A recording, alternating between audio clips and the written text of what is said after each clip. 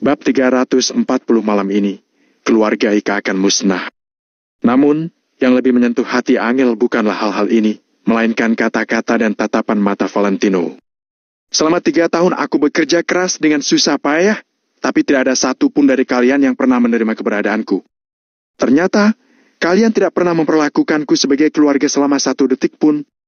Angel, aku tidak peduli apa yang dipikirkan orang lain. Aku hanya ingin bertanya padamu, kamu sebenarnya mempercayaiku atau tidak? Kalau memang begitu, lebih baik aku pergi saja. Kata-kata yang bagaikan petir di siang bolong itu masih melekat di otaknya dengan kuat dan tidak bisa hilang sampai sekarang. Tak hanya itu, mata Valentino yang penuh kekecewaan juga membuat Angel sakit hati setiap kali memikirkannya. Perasaan yang dirasakannya ini tak lain adalah kekecewaan terhadap keluarganya sendiri dan juga kekecewaan terhadap dirinya sendiri. Aku istirahat dulu, ujar Angel dengan suara yang sangat sengau. Dia pun menundukkan kepalanya dan berjalan ke kamarnya sendiri. Namun, tidak ada yang menjawabnya. Mary, Jenny dan David masih terdiam 1000 bahasa karena belum pulih dari kejadian yang mencengangkan itu. Wus! Mata Mary terlihat kosong. Tangannya masih memegang kunci Bentley dan punggungnya perlahan meluncur di sisi dinding sampai dia berjungkuk di lantai. Mary, ada apa?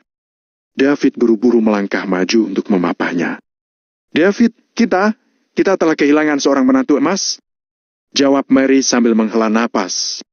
Semua yang ditunjukkan Valentino barusan benar-benar mengejutkan dan meyakinkan Mary akan kecurigaannya. Mana ada lagi menantu turunan orang kaya seperti Valentino yang bisa dibandingkan dengan orang yang dipanggil Tuan Muda Valentino oleh Kasman dan bawahannya itu. Dari awal, kan, aku sudah mengatakan bahwa Valentino jelas bukan bocah sembarangan. Aku sudah memberitahumu berkali-kali, tapi kamu tetap tidak percaya. David memapah Mary dan menghela napas. Mary terdiam. Dulu saat David berkata demikian, dirinya malah mengatakan bahwa Valentino adalah seorang bajingan. Kini, seluruh hatinya dipenuhi penyesalan yang tak terhingga. Ayah, ibu, kalian sudah gila, ya? Valentino adalah orang jahat. Kalian lupa bahwa dia pernah bermaksud melecehkanku. Jenny menggeram di hadapan mereka berdua. Tapi, Mary tidak tahu bagaimana menanggapi ucapan Jenny itu. Tapi apa? Toh Valentino benar-benar tajir, jadi dia bebas melakukan apapun yang dia mau. Begitu? Salah? Ya, salah. Jangan-jangan kalian masih bersikuku ingin mempertahankannya walaupun dia melakukan hal seperti itu padaku? Tanya Jenny dengan murka. Dia tahu kalau Mary adalah orang yang berpendirian kuat, tapi dia tidak menyangka Mary begitu keras kepala dan tidak tahu diri. Orang tajir kalau berpoligami dan mempunyai selir adalah hal yang normal, kan? Tutur Mary dengan hati-hati setelah tertegun sejenak. Ini sama saja ibu menjual putri ibu sendiri. Pokoknya, aku tidak akan pernah memaafkan Valentino. Bahkan kalau dia mempersembahkan segunung emas di hadapanku sekalipun, aku tidak akan pernah memaafkannya. Jangan harap dia bisa menapakkan kakinya di rumah ini lagi sampai akhir hidupnya. Di rumah ini, kalau ada dia, maka aku tidak ada. Kalau ada aku, tidak boleh ada dia. Jenny meraung dengan murka dan bergegas ke kamarnya dengan langkah kaki yang menggebu-gebu. Di sebuah jalan di kota Neo, beberapa mobil mewah beriring-iringan dengan jarak dekat dan melaju dengan perlahan. Semua orang yang mereka lewati melihat sambil menganga. Para pejalan kaki dan kendaraan lain pun saling menghindar untuk memberi jalan. Walau hanya sedikit menggores mobil mewah seperti itu pun mereka tidak akan mampu membayar biaya ganti ruginya. Bahkan seorang ahli porselen juga mungkin tidak berani meraba mobil mewah seperti itu. Di dalam Rolls-Royce Phantom, Kasman yang duduk di jok sopir sedang mengemudi, sedangkan Valentino duduk di jok belakang tanpa bersuara sedikit pun. Tuan Muda Valentino, sekarang kita menuju mana? Kembali ke villa Anda atau ke tempat lain? Tanya Kasman dengan sopan. Setelah merenung selama 2 detik, Valentino menjawab dengan datar. Ke kediaman keluarga Ika. Walaupun terjadi kesalahpahaman antara dirinya dan Jenny, ada beberapa hal yang tetap harus dilakukan Valentino. Tuan Muda Valentino, bagaimana bisa kita pergi ke sana? Tanya Kasman dengan panik. Dengan bala bantuan keluarga, kediaman keluarga Ika telah diblokir sejauh radius 10 km. Kalau Marco berani beromong kosong, lenyapkan saja dia. Valentino berbicara dengan nada yang tenang, tapi aura otoriter yang dia pancarkan mengejutkan batin Kasman. Valentino seperti ini barulah Tuan Muda Valentino yang mereka kenal. Hendrik dan yang lainnya mengetahui bahwa Valentino selalu bersikap acuh tak acuh dan tidak mau bersaing dengan orang lain, jadi dia sering diganggu di keluarga Wijaya. Namun, kini Kasma dengan jelas merasakan perubahan dalam diri Valentino. Faktanya, sejak Valentino keluar dari kediaman keluarga Kusuma malam kemarin, mental dan psikisnya telah mengalami perubahan yang mengejutkan.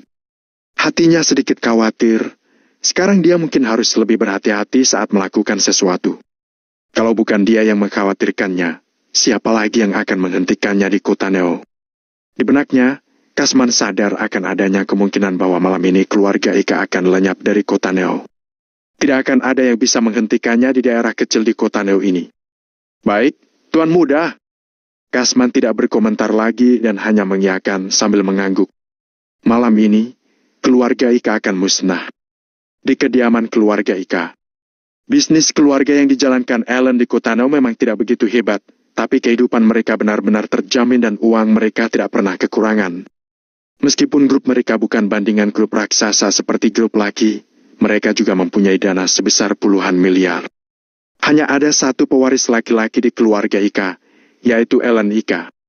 Ellen terlahir di keluarga kaya raya, jadi saat tumbuh besar tentu saja dia dimanja habis-habisan. Kalaupun Ellen meminta bintang-bintang dari langit, keluarganya akan menggapainya dan tidak menyisakan satu pun untuk bulan. Mereka bahkan tidak akan ragu untuk membangun sebuah villa di area komplek termewah di seluruh negara kalau Ellen memintanya. Di saat yang bersamaan di villa pribadi keluarga Ika yang terpisah. Ellen duduk di depan meja makan tanpa nafsu makan, sikapnya seperti orang kesurupan.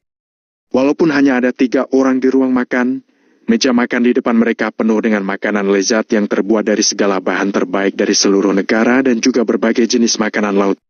Ruang makan dikelilingi para pelayan yang berdiri dengan kepala tertunduk tanpa bersuara sedikit pun. Saat ini, tubuh Ellen penuh luka dan kedua orang tuanya sedang murka. Jadi mana mungkin mereka berani mengatakan apa-apa. Ellen, cepat katakan siapa yang sudah menyakitimu? Ucap seorang wanita yang dirias secantik-cantiknya dan mengenakan pakaian mewah dipadu aksesoris emas, perak dan permata. Tidak, aku yang akan mengurusnya sendiri. Geram Ellen sambil mengepalkan tinjunya. Karena Valentino menendangnya sampai beberapa giginya copot, kini suaranya saat berbicara bahkan terdengar agak aneh. Luka di pergelangan tangannya sudah diperban, tapi rasa sakitnya tetap terasa. Tatapan penuh benci melintas di mata Ellen, ekspresinya juga menjadi semakin menakutkan. Ellen, kalau kamu bilang kamu yang akan menanganinya, ya, sudah. Tapi bagaimanapun juga anak seorang Budiman Ika sudah terluka, jadi aku tidak bisa membiarkannya begitu saja. Kamu sudah dibukuli sampai separah ini. Bahkan kalau putra grup laki yang telah menyakitimu sekalipun, ayah akan mendatangi rumah mereka untuk meminta penjelasan. Ujar ayah Ellen, Budiman Ika dengan dingin. Ellen, jangan khawatir. Di kota Neo ini, tidak ada masalah yang tidak bisa diselesaikan ayahmu ini. Ibu tidak peduli siapa orangnya. Selama kamu menyebutkan namanya, kita pasti akan membuatnya membayar perbuatannya. Seru wanita di samping Budiman. Betul sekali. Budiman mengangguk-angguk dan berkata, kita tidak perlu meminta kompensasi apapun. Karena dia sudah melukai pergelangan tanganmu, maka aku akan meminta ganjaran dengan salah satu tangannya saja. Memangnya kamu siapa sampai berani mengatakan hal seperti itu? Di kota Neo yang luas ini, apalah keluarga kamu ini? Baru saja Budiman selesai berbicara, tiba-tiba terdengar sebuah suara dari luar pintu. Pemilik suara ini terdengar sedang bercanda ringan dengan suara yang bercampur ejakan dan hinaan. Budiman yang mendengarnya pun makin murka. Bab 341, kamu akan mempercayaiku. Villa keluarga Ika memiliki total pelayan dan satpam sebanyak 30 anggota. Mereka semua mengandalkan Budiman untuk mencari nafkah. Siapa yang berani berbicara seperti itu? Siapa di luar? Budiman memukul meja, kemudian dia berdiri. Sedangkan ketika Ellen mendengar suara itu, awalnya dia tercengang lalu kebencian memenuhi raut wajahnya. Beberapa saat kemudian, seorang pemuda berpakaian biasa berjalan masuk sambil melipat tangannya di belakang. Budiman dan lainnya langsung terdiam melihat pemuda itu. Siapa orang ini? Pemuda ini pasti bukan pelayan villa keluarga Ika, tapi kenapa dia bisa kemari? Valentino! Ellen menggertakkan giginya, kemudian dia mendadak berdiri. Orang itu adalah Valentino. Ellen, siapa dia? Tanya Budiman. Namanya Valentino, dialah orang yang melukaiku, jawab Alan. Budiman terkejut, kemudian dia menyipitkan matanya dan menatap Valentino dengan tajam. Aku bahkan belum mencarimu, tapi kamu sendiri telah beraninya datang ke sini, ujar Budiman dengan sinis. Setiap pengutang harus melunasi utangnya, ini adalah hukum alam. Karena Alan berutang denganku, tentu saja aku harus kemari untuk memintanya membayar utang, kata Valentino dengan tenang sambil pelan-pelan berjalan mendekat. Alan membelalakan matanya, sedangkan Budiman mengerutkan alisnya dengan erat. Valentino yang telah melukai Alan, tapi dia malah berkata kalau dia ingin menagih hutang. Sebenarnya dari mana asal kepercayaan dirinya sampai dia berani bersikap begini sombong? Aku tidak peduli siapa kamu. Karena kamu sudah melukai putraku, hari ini kamu jangan harap bisa pergi dari sini. Ibu Alan menatap Valentino dengan murka. Alan mengepalkan tangannya erat-erat sambil menatap Valentino. Memangnya apa utangku? Hari ini Valentino datang ke sini bukan untuk berbicara baik-baik dengan Alan. Saat aku menghajarmu, tanganku terluka. Jadi, kamu dan keluargamu harus membayar utang. Pada saat ini ekspresi Valentino terlihat datar, tapi ketika dia berbicara, nadanya terdengar kasar dan tidak masuk akal. Berhenti beromong kosong. Felix, panggil orang untuk menghabisi dia, teriak Budiman ke arah luar pintu. Alan tertawa sinis.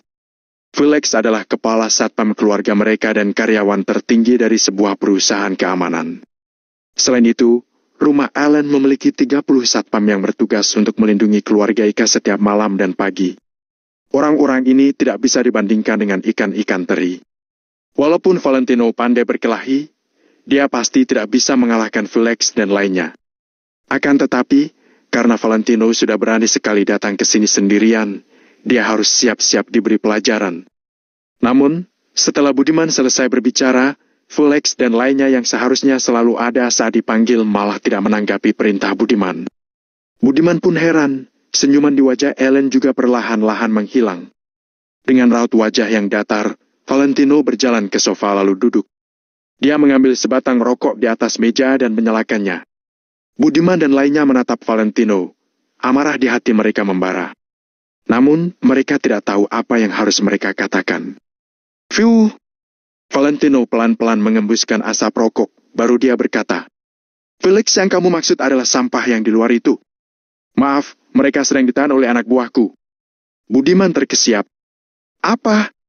Awalnya Budiman mengira Valentino hanya seorang pemuda biasa, tapi sekarang kelihatannya Valentino lumayan berkoneksi. Alan juga langsung melebarkan matanya. Dia sedang berpikir kalau malam ini Valentino sudah mempersiapkan dirinya. Seluruh keluarga Ika tidak mengucapkan sepatah kata pun. Aku sudah bilang kalau hari ini aku kemari untuk menagih hutang dan kalian hanya mempunyai satu kesempatan.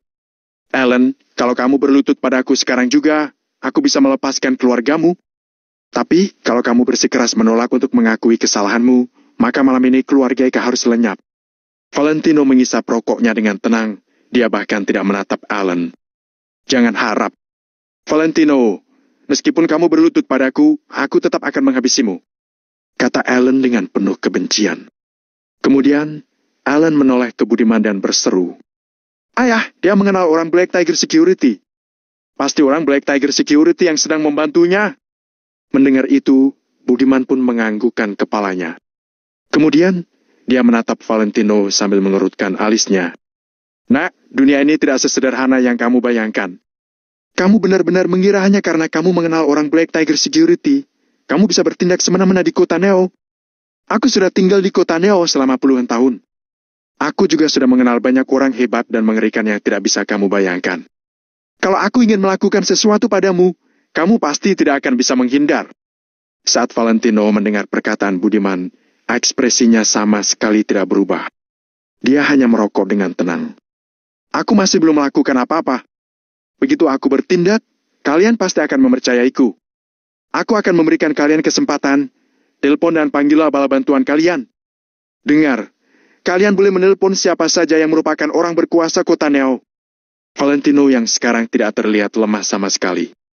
Dia seakan-akan orang yang berbeda saat dia bersama keluarga Kusuma. Sekujur tubuhnya menyebarkan aura wibawa dan karisma yang sangat kuat, membuat orang tidak berani untuk mengabaikan setiap ucapannya. Budiman tercengang, Lalu dia segera mengeluarkan ponselnya. Halo, Pak Barham? Ya? Ini Budiman, aku sedang ada masalah. Budiman menatap Valentino. Dia mulai menelpon. Aku sedang sibuk, lain kali kita baru bicara. Sebelum Budiman sempat menyelesaikan kata-katanya, Pak Barham sudah mematikan telepon. Budiman tercengang menatap ponselnya. Budiman memiliki hubungan yang baik dengan Pak Barham. Bahkan Felix adalah karyawan perusahaan keamanannya. Perusahaan Budiman juga menggunakan karyawan dari perusahaan keamanan Pak Barham. Biasanya mereka lumayan dekat. Ada apa dengan malam ini? Setelah terdiam sejenak, Budiman menghubungi orang lain lagi. Halo, Kak Tames? Ini Budiman. Kali ini Budiman berbicara dengan rendah hati karena Kak Tames benar-benar seseorang yang sangat berkuasa. Siapa? Aku tidak kenal. Ucap Kak Tames. Kemudian dia juga langsung menutup telepon. Budiman semakin heran. Ada yang tidak beres. Ellen dan lainnya juga terkejut. Semuanya menelan ludah dan tidak ada yang bersuara. Budiman mengernyit lalu melihat pemuda yang sedang duduk di sofa itu. Sebuah firasat buruk muncul di pikirannya. Jantungnya pun berdegup dengan kencang. Setelah beberapa detik, Budiman menelpon orang lain lagi. Namun, setelah dia menghubungi 8 orang berturut-turut, sebelum dia sempat menyelesaikan ucapannya, semuanya sudah mengakhiri panggilannya. Ada orang yang bahkan tidak mengangkat panggilannya dan langsung mematikannya. Ketika Budiman mencoba untuk menelpon ulang, ponsel orang itu sudah dinonaktifkan. Firasat buruk Budiman semakin membesar. Jangan-jangan hal ini ada kaitannya dengan Valentino. Jantung Budiman terus berdebar, sedangkan Ellen dan lainnya tampak terkejut. Sedangkan selama Budiman sedang menelpon ke sana kemari, Valentino duduk sofa, bersandar ke belakang sambil merokok dengan tenang. Seakan-akan semuanya ada di bawah kendali Valentino, memberikan Budiman waktu yang cukup untuk mencari bala bantuan. Budiman sangat terkejut, tangannya bahkan sedikit gemetar. Setelah menghela napas panjang, dia menelpon orang yang sudah lama tidak dihubunginya. Jika orang ini juga tidak mau membantunya, maka di kota Neo ini pasti tidak ada orang yang bisa membantunya lagi. Setelah nada telepon berdering 3 kali, panggilan pun terhubung. Kemudian, terdengar suara orang tua seseorang. Bab 342 kamu tidak pantas. Selamat malam, Tuan Jason. Sapa Budiman dengan hormat. Tuan Jason diam sejenak, kemudian dia baru menyahut. Ya, Tuan Jason, keluargaku sedang dalam masalah. Pada saat ini, bahkan suara Budiman sedikit gemetar. Budiman bukan orang bodoh, kalau tidak perusahaannya juga tidak bisa sebesar sekarang. 10 lebih orang berkuasa semuanya tidak berani untuk ikut campur dengan masalahnya malam ini. Mana mungkin Budiman tidak tahu alasannya. Tuan Jason diam untuk beberapa saat, kemudian dia baru berkata, Budiman, ada beberapa orang itu benar-benar tidak boleh disinggung. Apa kamu mengerti? Karena dulu kamu setia padaku, aku akan memberimu nasihat. Kalau sudah berbuat salah, mengakulah. Tidak peduli apapun yang disuruh orang lain, lakukankah? Dengan begitu, kalian mungkin akan aman. Jantung Budiman berdetak dengan kencang. Dia berkata, tapi, Tuan Jason, dia sudah melukai Ellen. Tidak ada tapi-tapi. Ada beberapa orang boleh menyentuhmu, tapi kamu sama sekali tidak boleh menyentuhnya. Kata-kata Tuan Jason membuat Budiman membelalakan matanya. Dia menatap Valentino dengan terkejut. Jangan-jangan Valentino adalah orang yang dimaksud Tuan Jason tidak boleh disinggung. Tuan Jason, tolong bantu aku. Tuan Jason, sekujur tubuh Budiman gemetar. Aku sudah berbicara terlalu banyak. Kalau aku lanjut, aku juga akan terseret. Ingat, turutilah kata-katanya. Kamu harus menurutinya. Setelah itu, Tuan Jason mengakhiri panggilan. Prak! Budiman merasa dirinya telah kesetrum listrik. Wajahnya menjadi pucat pasi. Setelah itu, ponselnya terselip dari genggamannya dan jatuh ke lantai. Pada saat ini, hanya dia yang mengerti dari debaran jantungnya. Bahkan Tuan Jason telah berkata seperti itu, apalagi yang tidak dipahami Budiman? Di dunia ini, ada beberapa orang itu sama sekali tidak boleh disinggung. Lalu, Valentino adalah orang yang tidak boleh disinggung itu. Ibu Ellen melangkah maju lalu bertanya, Budiman, ada apa denganmu? Sekarang bagaimana ini? Dia tidak pernah melihat Budiman sekejut ini. Wajahnya sudah sepucat kertas. Setelah Budiman terdiam selama 2 menit, dia memanggil, "Ellen!" Ellen pun tercengang. "Ayah!" "Mi, minta maaf pada Tuan Valentino." Begitu Budiman mengatakan itu, semua orang terkesiap. Budiman menyuruh Ellen untuk meminta maaf kepada Valentino. Sejak Valentino masuk ke villa, dia sudah berhasil membuat Budiman mengakui kesalahannya hanya dengan beberapa kata. Ellen terdiam sejenak, lalu dia tiba-tiba berteriak, "Ayah, kamu sedang bercanda, kan? Aku bilang minta maaf pada Tuan Valentino. Dasar anak durhaka." Bentak Budiman balik. Mata Ellen melebar karena ini pertama kalinya Budiman membentak dia. "Tidak mau. Meskipun aku mati, aku tidak akan meminta maaf padanya." Ellen bersikap keras kepala. "Kamu?" Budiman marah sampai dirinya gemetaran. Dia merasa sangat menyesal. Sejak Ellen kecil, dia sudah dimanjakan. Sifatnya pun menjadi sombong begini. Sekarang dia sama sekali tidak mau mendengar kata ayahnya. Budiman berbalik lalu berjalan ke depan Valentino. Dia membungkuk 90 derajat sambil berkata, "Tuan Valentino, silakan hukum anak saya yang durhaka ini." "Ayah, apa kamu sudah gila? Dia itu sampah. Dia hanya mengenal orang Black Tiger Security." "Memangnya kenapa?" Ellen tercengang menatap Budiman. "Diam!" teriak Budiman. Pada saat ini, Ellen benar-benar terlihat tidak takut pada siapapun dan apapun. "Budiman, apa yang sedang kamu lakukan? Cepat berdiri." Ibunya Ellen segera datang untuk menghalangi Budiman. Plak! Tidak disangka, Budiman tiba-tiba berbalik, kemudian menampar ibunya Ellen. "Kalau bukan karena kamu terlalu memanjakannya, Ellen tidak mungkin menjadi begini dan membuat masalah sebesar ini," maki Budiman. Valentino mematikan rokoknya di asbak, lalu dia pelan-pelan berdiri. "Cukup. Aku kesini bukan untuk melihat KDRT kalian." Valentino menunjuk Ellen. "Aku mau membawanya pergi." "Tuan Valentino."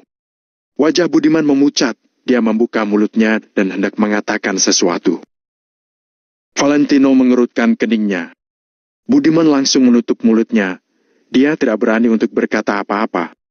Nasihat Tuan Jason mengenai dirinya harus menuruti apapun perkataan orang lain masih bergema di dalam benaknya. "Ellen, ikut Tuan Valentino pergi." Kemudian, Budiman menoleh ke Valentino dan berkata dengan sangat sopan, "Tuan Valentino, putra saya tidak tahu tentang identitas Anda. Semoga Anda bisa memaafkannya." Budiman tidak bersedia mendengar perkataan Valentino, tapi dia terpaksa. Kalau dia menuruti Valentino, setidaknya dia masih mempunyai kesempatan untuk bernegosiasi. Kalau dia tidak menuruti Valentino, mungkin seluruh keluarga Ika akan lenyap. "Aku tidak mau." Ellen melangkah mundur. "Ayah, untuk apa kamu takut padanya? Dia bukan siapa-siapa. Suruh Kakak Fendi menghajarnya," teriak Ellen. Kemudian, dia berlari ke halaman belakang dan memanggil, "Kakak Fendi." Beberapa saat kemudian, seorang orang tua berpakaian tradisional pelan-pelan berjalan masuk dari halaman belakang. Cara berpakaian orang tua ini agak mirip dengan Benji. Usianya kira-kira 60-an tahun, tapi dia masih tampak bersemangat. Kedua matanya cerah. Kecuali Budiman, orang lain tampak senang melihat kedatangan Fendi. Semua keluarga berada seperti keluarga Ika pasti mempunyai sebuah bangunan di dalam rumah yang digunakan sebagai tempat tinggal para pelindung keluarga. Orang-orang ini telah melampaui kemampuan orang biasa. Mereka lebih kuat beberapa kali lipat daripada seorang satpam, seorang seniman bela diri yang sebenarnya. "Tuan Fendi!" sapa Budiman dan lainnya dengan serentak. Ellen berkata, "Kakak Fendi, dia lumayan pandai berkelahi." Fendi mengangguk, kemudian dia menyapa Valentino. "Namaku Fendi Anggono." Valentino tiba-tiba bertanya, "Apa kamu mengenal Benji Sutopsu?" Fendi terkejut, lalu dia mengangguk dan berkata, "Dia adalah penerus jurus tinju keluarga Sutopsu, tentu saja aku mengenalnya." Semua orang agak kaget. Untuk apa Valentino mengungkit Benji? "Kalau begitu, apa kamu bisa mengalahkan Benji?" tanya Valentino lagi dengan ekspresi datar. Fendi tertegun sejenak, tapi dia tetap menjawab dengan jujur. "Kemampuanku di bawah dia sedikit. Kalau begitu, kamu tidak pantas menjadi lawanku. Aku berhasil mengalahkannya dalam 3 tinjuan," kata Valentino dengan tenang. Kemudian, Valentino berjalan menghampiri Ellen. Dia berkata, "Kamu mau mengikutiku atau diseret?" Kakak Fendi, Ellen melangkah mundur lagi. Fendi menyipitkan matanya, lalu dia berkata, "Maafkan aku, nak." "Tuan Fendi, jangan!" teriak Budiman. Walaupun Tuan Fendi benar-benar memiliki kemampuan untuk mengalahkan Valentino, Budiman juga tidak akan mengizinkannya.